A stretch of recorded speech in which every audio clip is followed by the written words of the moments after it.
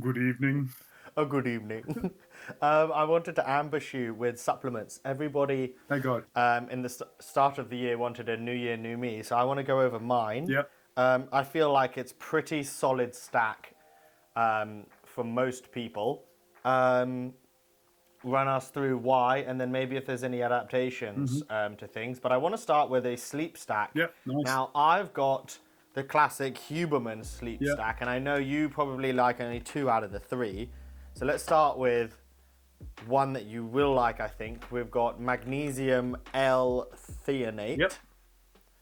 Thoughts on that for sleep, firstly? Yeah. So again, if we're looking for supplementation, it has to be something which either most people are deficient in, or having extra of it will have some kind of effect. So, as the guy who used to have all of the supplements, basically Holland and Barrett was run on me coming in and not knowing anything and just going 12 of everything, please, through to kind of running it down to one or two kind of basics. I think what you find is, and I'll just go back to my usual thing, which is test and find actual measurements for what you're doing, if at all possible. So it's nice to get blood values, for example, with vitamin D, but with magnesium, not so easy to do. It's not a test that many things do. However, I think most people can probably see relatively quickly if you have it at night, do you sleep slightly deeper? Again, if you're super stressed, that might not be the case, but that's the stress which is just jumping over everything else. But for most people, if you do add magnesium into the stack, things should feel a little bit easier, or sleep should be a little bit deeper, I should say. For me, Within a bit, yeah. for me, it's a little bit negligible. So I was taking it with, they're meant to have a synergistic effect. These three, the other two as well. I didn't find on the ring my sleep scores. It made much of a difference. Yeah. I feel like on the scores it was negligible. The things like, for example, if I used my phone an hour before bed, regardless of what I took, sleep was poo-poo. Yeah. But if I didn't do the phone, but didn't have the supplements, my sleep would be better. So I think for the price of whatever it is, 50 quid a month, I haven't really seen much value. But equally, with a multivite, you wouldn't see much value. So is there something going on that's helping me that I don't know about while taking these things? Is that 50 quid for all of the supplements, or just for the magnesium? No, all of them. Okay. All three. Yeah, I think probably the other thing to look at is, are you training quite hard, sweating quite a bit, having muscular contractions, in which case you probably, having some magnesium in there will probably help you. Okay, so maybe stick with the magnesium. If you're going to have it at any time, I'd have it at night. That's Does it matter about if you've eaten, not eaten, how long before sleeping? Doesn't matter. I mean, I take it about an hour before I sleep, so as part of my bedtime routine, it's literally come up, bathroom, my supplements are laid out, or they're in my little posset, which I'll show you in a second. Your old lady pill box. I might as well get it. Oh, God.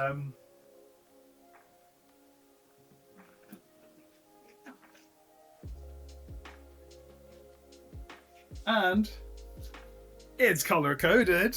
Oh, wow. AM and PM, baby. Okay. I'm basically, I'm your gran. I'm your granny. Your granny says hi.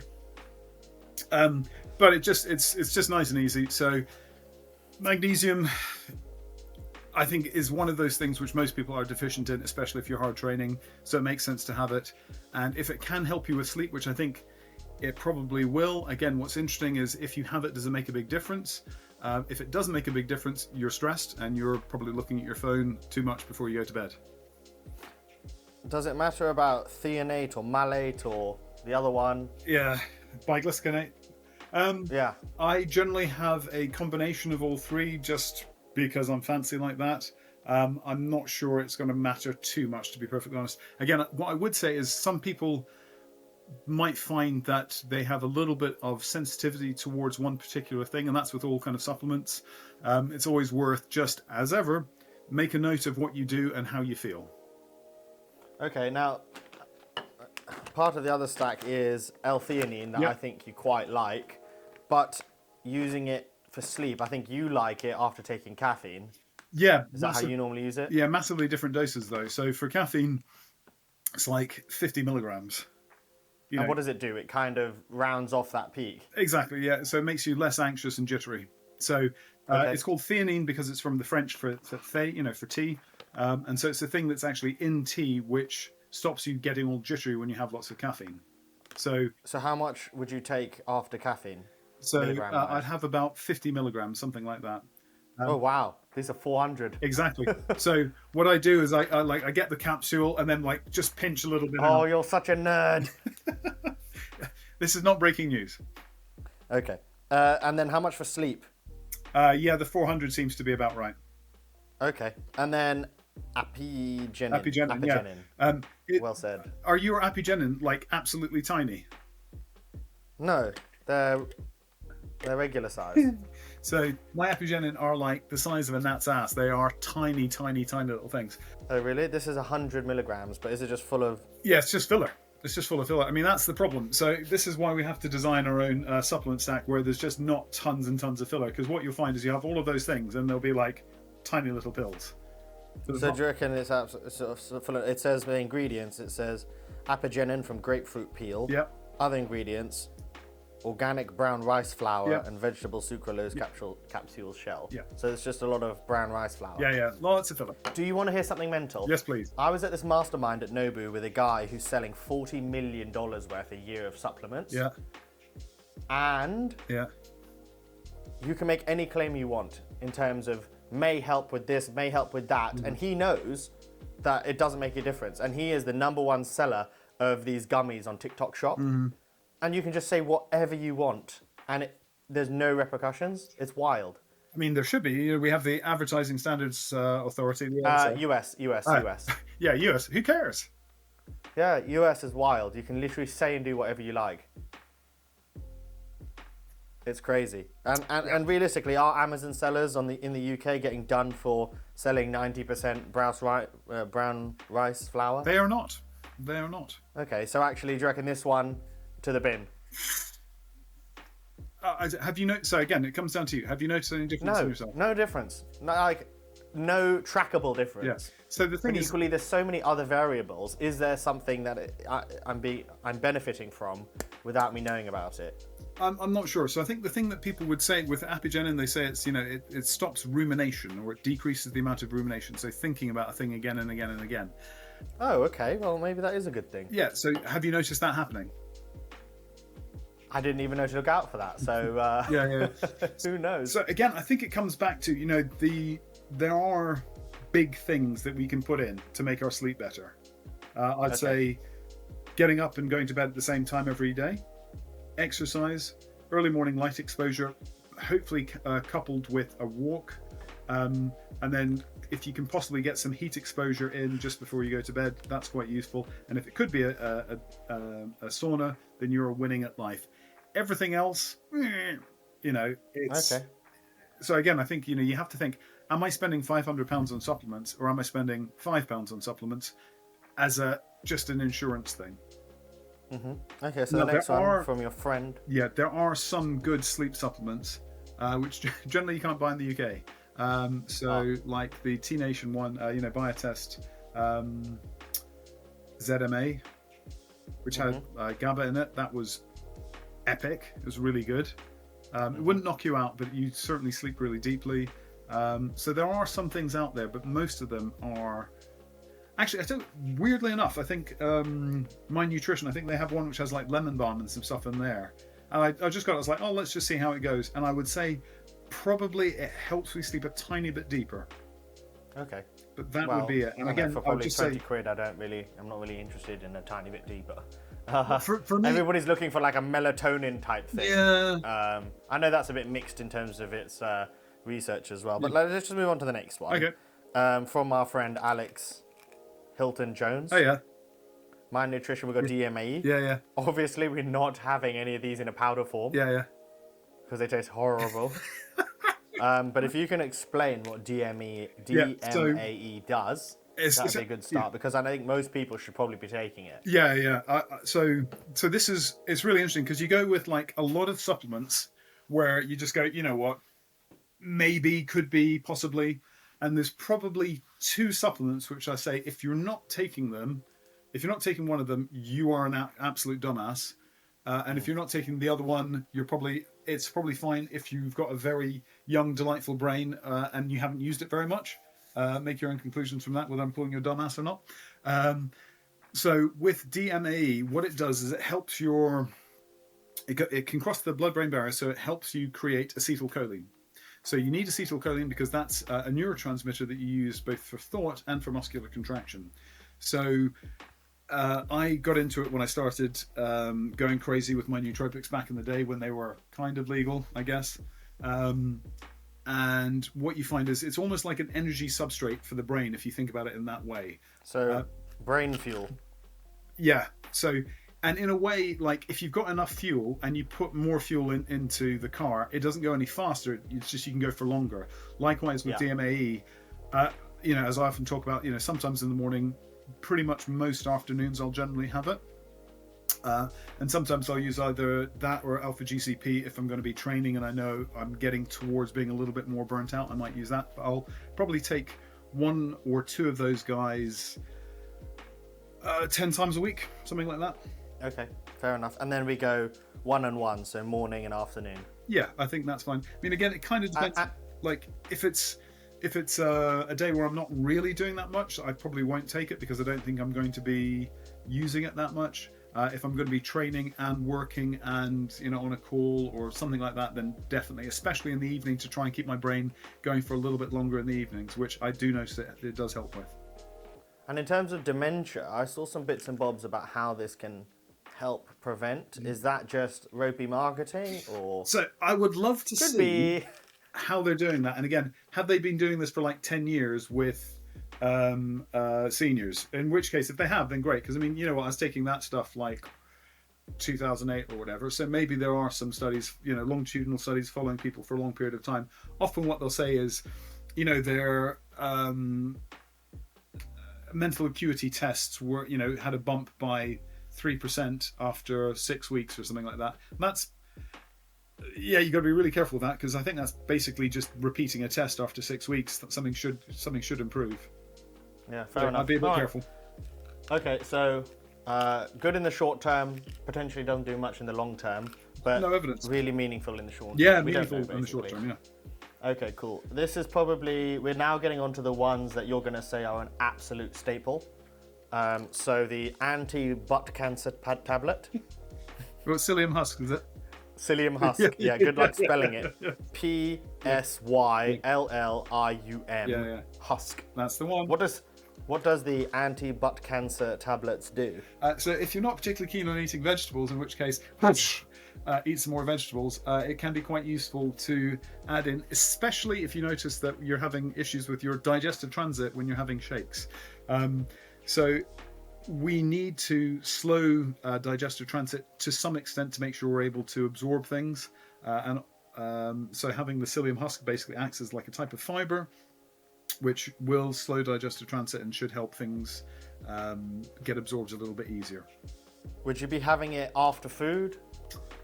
Or before food? Because I know they use these in weight loss shakes to create like that gel in your sense of fullness. Again, that's it's like the amount that you're going to use. So I would use it. So when would I use it? I use it if I am if I'm noticing that I'm probably a little bit loose after having especially whey protein shakes.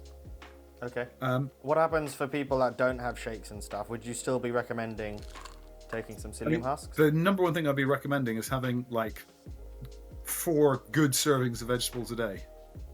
That's the normal thing. But nobody takes supplements because they're doing the right things, Patrick. Yeah. We take supplements because we don't want to do the boring stuff. Yeah. In which case, do the boring stuff, and then if you can't do that, then bang a couple with each meal. Okay. Done. Sold. Yeah. I'm not sure that's what I was saying, but yeah, okay. For the brown people in the community, we have vitamin D at 4,000 IUs. Yeah, fantastic. I mean, again, I think it's one of those things which it's pretty easy to get a blood test. It's not necessarily cheap, but it's not particularly expensive. And then you can find out where you are, especially like, January at the moment. So see where you are in January, February.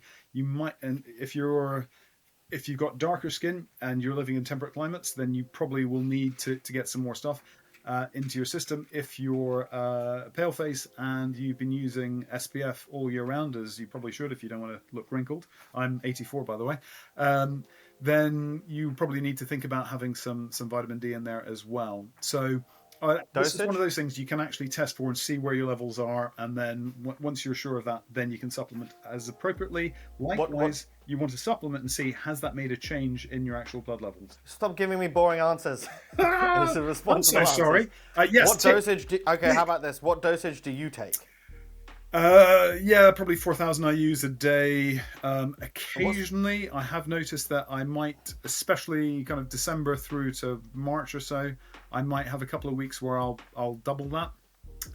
Okay. And what's the deal with K2 and to do with your bones and all that sort of stuff? Yeah, just chuck it in. So you're meant to do K2 with vitamin D, but why? To help with absorption of phosphorus, calcium. Yeah, bone health. Okay, fine. I don't want to give you two boring answers, so I'm just like, yeah, bone health, good. Good. Yeah. Bad. Yeah. How much K2 should I take with my 4,000 IUs? Pardon? I don't know off the top of my head. What's in that one? 4,000 IUs of vitamin D. Yeah, but is there K2 with that as well, isn't there? No. Oh, right. I can find out right now if you want. No, it's okay. You can. Okay, yeah, find out. It'll be 2 seconds. Since you're up. Can we play like lift music?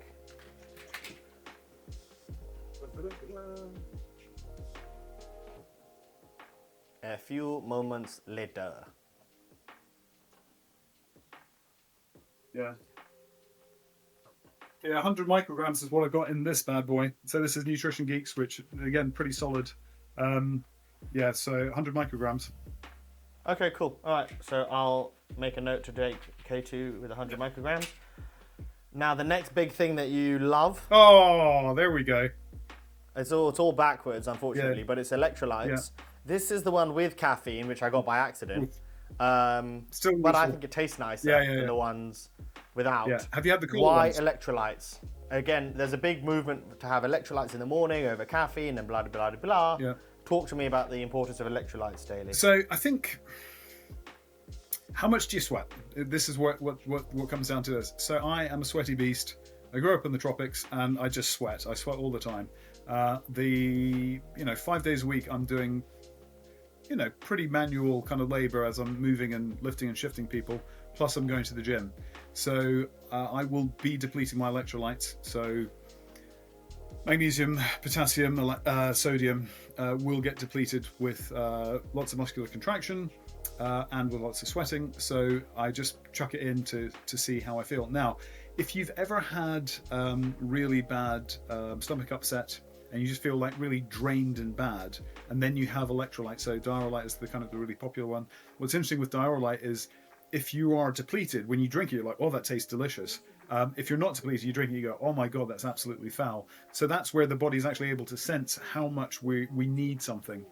So it's interesting, like with kids, if you're kind of seeing how dehydrated they are, if you give them something like diaryolite, again, I'm not suggesting you do this, see it under the supervision of a doctor, but what will happen is they'll kind of keep drinking until they just go, oh no thanks. And that's when you know that they're actually pretty much back to normal with their electrolyte balance. The same thing happens with us when we're really dehydrated, or our electrolyte balance is really messed up, and we have electrolytes, you go like, oh, I just feel really good. So it's one of those things which, if everything's going right, you don't notice it, but if you do feel a bit rubbish, then that makes a bit of a difference. I would say, especially in summer, it makes a lot of sense for people. I'll often see from about kind of July onwards, people say, oh, I get nighttime cramps. And the first thing I'll generally say to them is make sure you have electrolytes probably midway through the day or towards the end of the day, not just before you go to bed, just so you're not waking up and need to go to the toilet. And most people find that very, very effective. So if you're not a sweaty person, I very rarely ever sweat unless obviously the sauna. Yeah. Maybe a bit overkill? Again... Well, I drink a lot of filtered water that I don't remineralize. Yeah. So again, then that makes sense. I would say that's a good idea, yeah. Okay. For the average person who doesn't sweat much and drinks dirty tap water, you're probably okay without. You peasants drinking toilet water. Yeah. Speak to my buddy Lloyd about it. See how he feels. With your toilet water, yeah. disgusting. Okay, fine. All right, good to know. We've done vitamin D. The next one, people need to pay attention to this because they're probably not dosing it correctly. This is omega-3 fish oils. It's 1,500 milligrams of 300 milligrams of active EPA and DHA. Yeah. Okay. Talk to me about EPA and DHA. Okay, so inflammation, death by 1,000 cuts. Why is this important? So remember I said there are two things which we should probably be having in like significant dosages. This is the bedrock. So it's fat, and for our cell membranes, for a lot of the building that we have to do, we need to have these types of fats in there. Now, in particular, we have this balance between the different types of omega fatty acids. And we generally have more of the 6 in our diet, which tends towards being more inflammatory. So we generally want to kind of change what's happening in our diet anyway and push it towards being more anti-inflammatory. I think the research on fish oil, again, people are always going to argue about this because it's what they like to do. But I think the research for me is certainly pretty clear about it being an anti-inflammatory. For heart health, I think the evidence is, again, a little bit mixed. For me personally, I find it to be pretty effective, especially for skin. So for my daughter, my wonderful daughter who has some interesting skin, shall we say, you can really see when she's been taking her fish oil and when she hasn't. It makes a massive difference. And there's probably about a week lag, as in 7 days of lag between. That's an interesting tip of the day. Mm-hmm. Okay, fish oil for skin, but also very good for inflammation. Absolutely. It says on the capsule, on the thing, take 1 to 3 per day, but that's not necessarily what we want to be aiming we're for. looking for something like 1.5 grams of EPA a day. 3, 6, 9, 12. Yeah. Oh, so we're talking about 5 of these tablets a day. Yeah, so you got to get the concentrated stuff because otherwise you're just there chugging down tons and tons of fish oil. I know. Okay, and this is the concentrated stuff, isn't it? You can find more. There's. Oh, okay. Bloody Holland and Barrett. Oh God. Okay. Oh. They used to have the red ones, which were like taking nukes. Yeah. Okay, sorry, we're running out of time, so I'm going to run through the last 2. Sure. This is basically what everybody should be taking as well, I guess. I've got the protein. That's creatine. Creatine. Yeah. Monohydrate. Yeah. I think I'm more up to date on the research with brain health and that sort of stuff than you. Yeah. But in terms of why everybody should be taking it, talk to me. So there's definitely the brain health stuff. I think that's been coming out for about the last 15 years or so. It does seem to have some good protective benefits, and certainly post-traumatic brain injury, anyone possibly being concussed might be something they want to look into. But for getting swole, I think there's kind of 2 things that happen. One, creatine helps you produce adenotriphosphate, so the energy currency for the cell. And so that gives you a couple more reps in the smaller rep ranges. So you probably will be able to lift a little bit heavier for a little bit longer, which cumulatively, easy for me to say, does add up. The flip side of that is also it will pull in some water weight. So if you're looking to be large and in charge, especially if you're looking to break through a kind of a size plateau, so going from 80 to 90 or whatever it is that you're looking for, just holding holding more water and holding more size helps that change in homeostasis of where your body wants to see. And again, that's something I've seen continuously again and again and again and again. It doesn't happen straight away. All of those guys going, oh yeah, I got on the creatine and now pow, I'm massive. It wasn't creatine that they were getting on. So in terms of I can imagine cosmetically for girls, if you're telling them they're going to put on water weight, girls won't really want to have this. Yeah, so that's an interesting way of doing it, because where does the water weight go? So if it was kind of, subcutaneous kind of fat in the face, we wouldn't want that. But actually, it's getting pulled into the muscles, so that's a really great thing to pull up. So it makes you look a nicer shape. Yeah, definitely. It just makes you look fuller. So if you're doing legs and bum all the time, you're just going to have bigger legs and bum. Yeah, absolutely. Oh, well, that's another cool little tip of the day. I want to get on to the last one. Mm-hmm. I'm not brilliant with multivites, and to be fair, I only take this Barocca thing just because it tastes nice and it's fizzy. But where do we stand on a multivite? Is this even a multivite? I don't even know what it is. I haven't even looked at it. It's just yummy. It just to the tastes mouth. nice, yeah. Again, if there's a reason for you to have a nutritional deficiency, say you don't eat meat, for example, or you have a very restrictive diet for whatever reason, then having some kind of multivitamin can help you. Again, what I'd say is most of them are, especially if you go to high street brands, a lot of them will be underdosed because they don't want to get sued, and they're also quite cheap in all sense of the word. So I would prefer to be kind of specifically targeting the things that you need, which would be vitamin D, maybe B, K2 as well, potentially. Those would be the things I'll be looking at. Things like vitamin A, I think the evidence is pretty, certainly the last time I looked at it, it's probably not for the best having it isolated by itself. Having it within foods, of course, is great. And generally, if we possibly can, I'm going to be incredibly boring again, get your micronutrients, get your vitamins from fresh fruit and veg. It's a crazy idea. Okay, so fine. So I don't need then to have a multivit if I'm having that veg shake. Is that what you're saying? Yeah, bang on. So in mine, I've currently got spinach, removed the kale because it was so gross. And actually, I'm loving the fact that some of these health nerds are coming out and saying raw kale ain't good for you because it's got something in it, phytoplankton or some word I've never heard of. That basically means it's poisonous for you and it's raw, something or another. Yeah. So I've got spinach. I've got apples, oranges, banana, blueberries, raspberries, cranberries, carrot.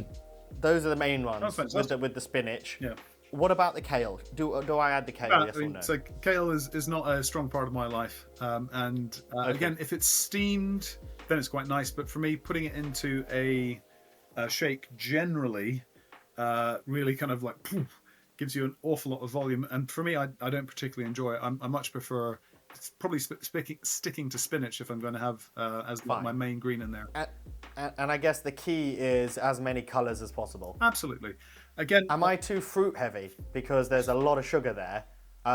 You'll survive. Should I be throwing in some more vegetables into it? Because currently I've only got the carrot and the spinach. Yeah, I mean, if you possibly can, that's great. But again, so for me, like for you're always trying to get bigger. For me, I'm always trying to get leaner. And I'd say most people would probably tend towards more of the lean thing.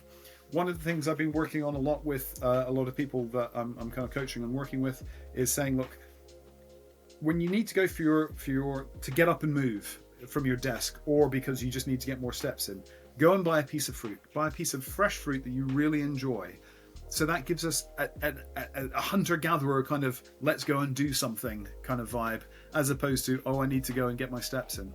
And if you can get like a really nice kiwi fruit or a really nice carrot or whatever it is that you're looking for, you've actually got a little bit of a sense of purpose of like, yeah, okay, I've got that. And you're going to enjoy. Sorry? Yeah, I love carrots. Carrots are really good. You have to get the good ones. But again, so fruit. Yeah, fruit is particularly good for that. Veg, to be fair, I think Dom D'Agostino is the guy who said, vegetables are a fat delivery system. I'm down with that because basically broccoli, green beans, cauliflower, whatever it is, steam it, put on some nice olive oil and some salt, and actually it's really delicious.